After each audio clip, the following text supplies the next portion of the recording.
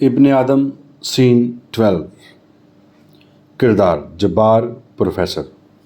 Location professor साहब के घर का स्टडी रूम। प्रोफेसर: हाँ जब्बार, क्या बात करनी थी? बैठो। सुबह सुबह कॉल कर रहे थे। जब्बार: सर वो बात ही कुछ ऐसी थी। प्रोफेसर: चलो अब सस्पेंस क्रिएट ना करो, जल्दी बताओ। जब्बार: मैं वो पारिस के बारे में बात करना चाहता था। प्रोफेसर: वो मैंने तुम्हें बताना था कि अब मैं सुपरवाइज करूंगा पारिस को थीसिस में। उसका रिसर्च प्रपोजल अच्छा है। जब्बार: सर वो आपकी मर्जी है। मैं तो अगर आपकी इजाज़त हो तो पारस और खुशी के बारे में कुछ बात करना चाहता था। प्रोफेसर: कम ऑन, अब इसमें क्या ऐसा है?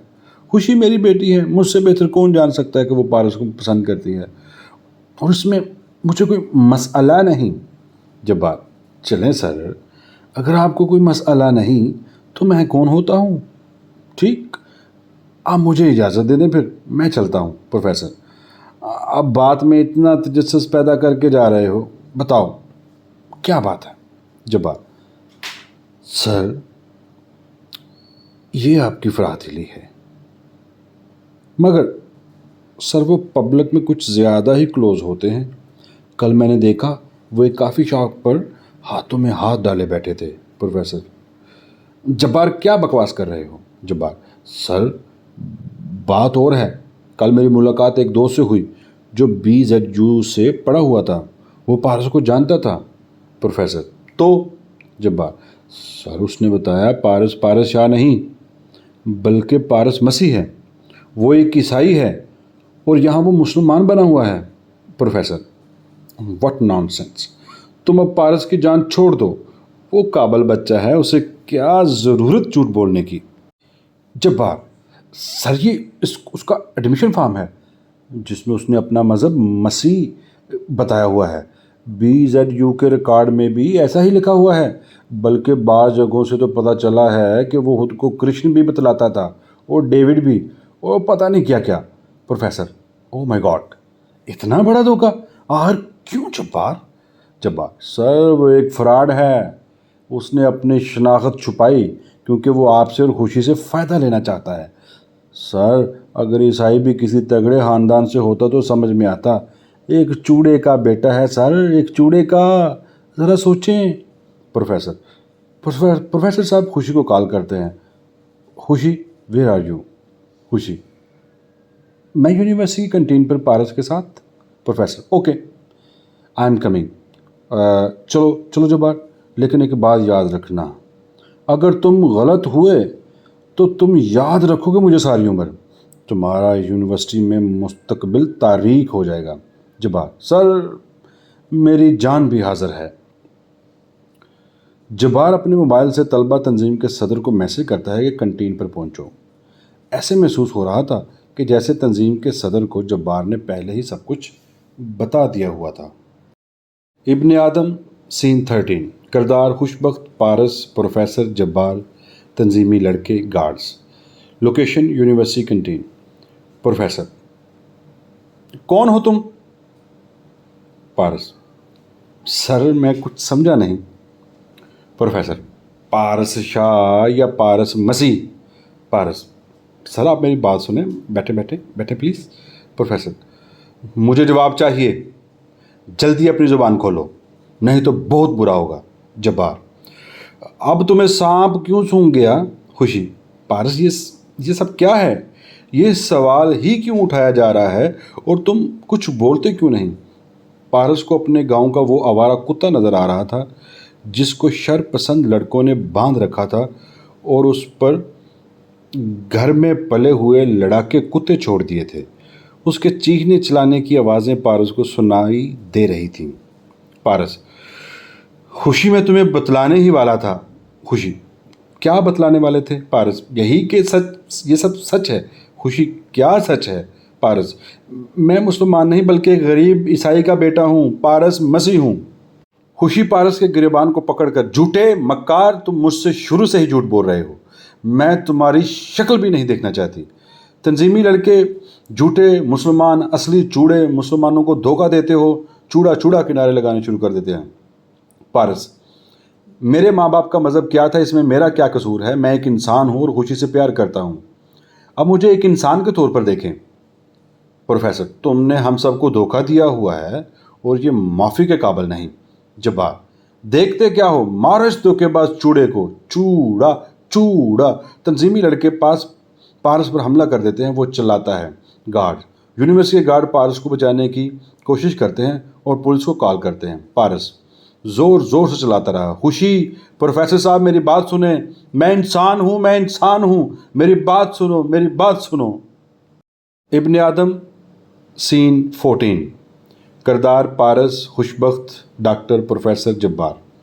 लोकेशन पागल खाना। खुशी लंदन से सीधी पागल खाने में पारस से मिलने आती है क्योंकि उसे जवेरिया ने सब कुछ बता दिया होता है। वहाँ पर प्रोफेसर, जब्बार और जवेरिया भी मौजूद होते हैं। प्रोफेसर, डॉक्टर साहब आप ही समझाएं खुशी को। एक झूठे मकार शख्स के लिए लंदन से यहाँ पागल खाने में आना मुनासिब नहीं। डॉक्टर, पारस झूठा नहीं बल्कि मल्टी पर्सनैलिटी डिसऑर्डर का शिकार है। जब्बार, डॉक्टर साहब ये क्या कहानी सुना रहे हैं? डॉक्टर, कहानी नहीं, ये बीमारी है।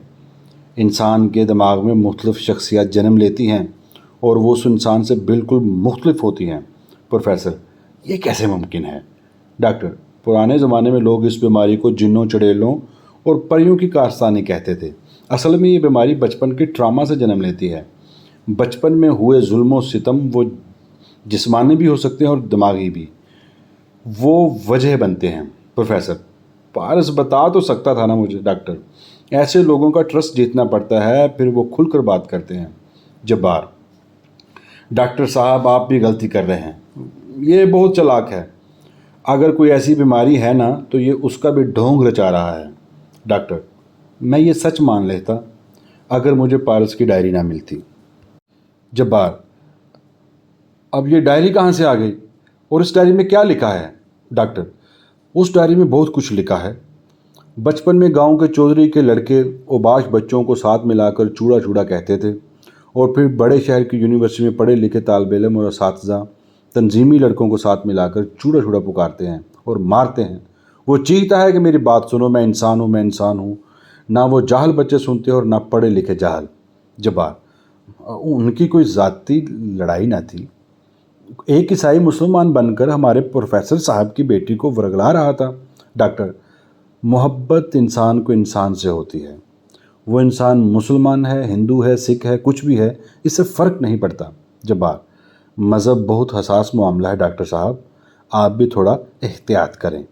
डॉक्टर, प्रोफेसर साहब जब्बार से ये पूछें कि उसने ड्रामा फेस्टिवल वाले दिन कॉस्ट्यूम को कट क्यों लगाए। जब्बार, ये क्या बकवास कर रहे हैं? डॉक्टर, हाल में होटिंग करने के लिए भी जब्बार साहब आपने बैठाए थे लड़के। प्रोफेसर, डॉक्टर साहब ये आप क्या कह रहे हैं? डॉक्टर, ये सब डायरी में लिखा है सर, लेकिन पारस ने जब्बार की इज्जत के लिए किसी को बताया नहीं, हत्ता कि खुशी को भी इस बात का इल्म नहीं।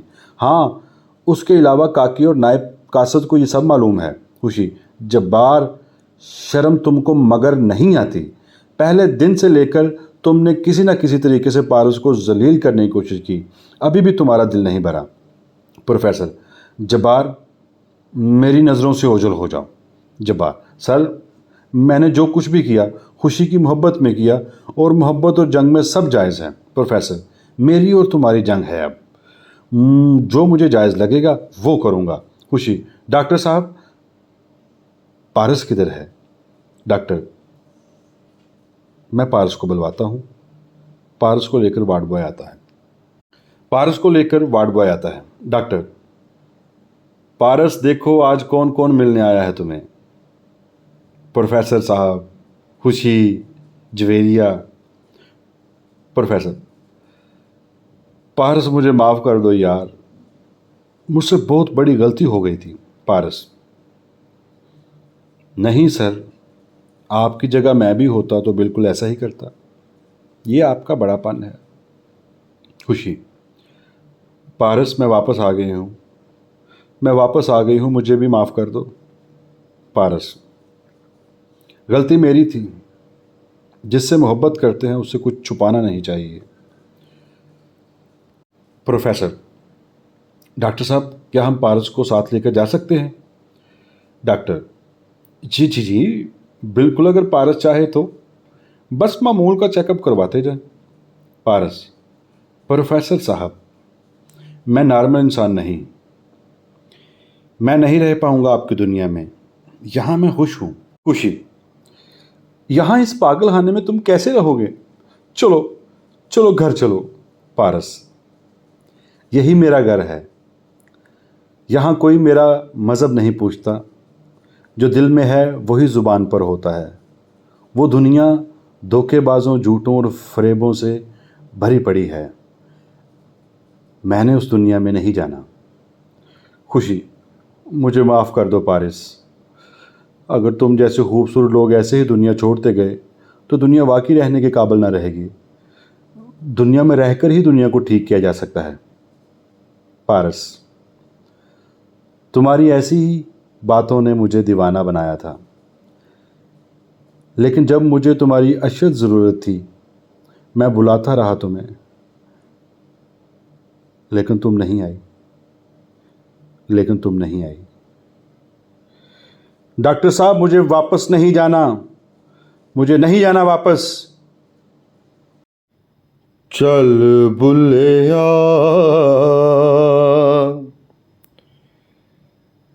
चल उथे चलिए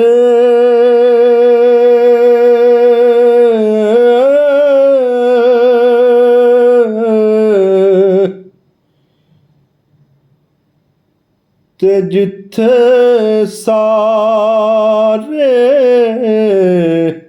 अन्ने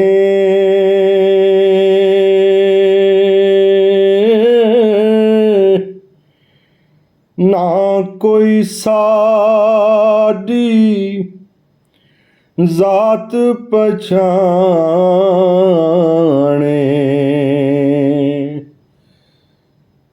ते ना कोई सानू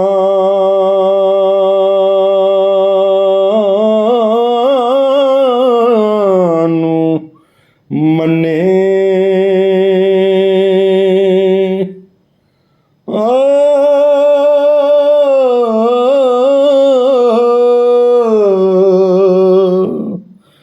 चल भुलिया चल उथे चलिए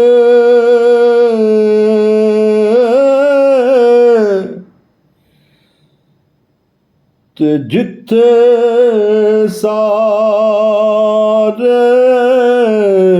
अन्ने ना कोई साडी जात पछाणे